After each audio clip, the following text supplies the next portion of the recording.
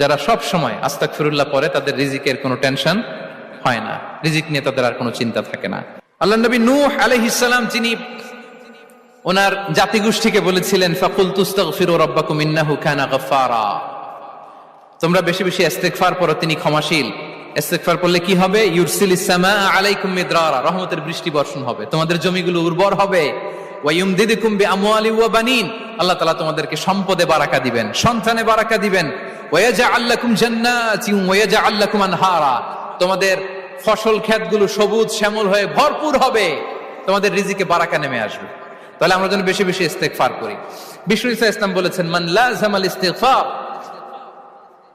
জাআলাল্লাহু লাকুম মিন কুল্লি দিকিন মাখরাজা ওয়া মিন কুল্লি হাম্মিন ফারাজা ওয়া ইয়ারযুকহু মিন হাইসু লা ইয়াহতাসিব, যে সব সময় ইস্তেগফার পড়ে তার কোনো টেনশন থাকে না, তার জীবনে দুশ্চিন্তা আসে না, আর এমন জায়গা থেকে আল্লাহ রিজিকের বন্দোবস্ত করে যেটা সে কল্পনাও করে নাই। সুবহানাল্লাহ বিহামদি। আমরা যেন বেশি বেশি ইস্তেগফার করি। আস্তাগফিরুল্লাহ এটা হচ্ছে ভেরি শর্ট ফর্ম অফ ইস্তেগফার, অথবা পড়তে পারেন আস্তাগফিরুল্লাহাল্লাযী লা ইলাহা ইল্লা হুয়াল হাইয়ুল কাইয়্যুম ওয়া আতুবু ইলাইহি। সাইয়্যিদুল ইস্তেগফার মুখস্থ আছে না আমাদের? এটা যেন বেশি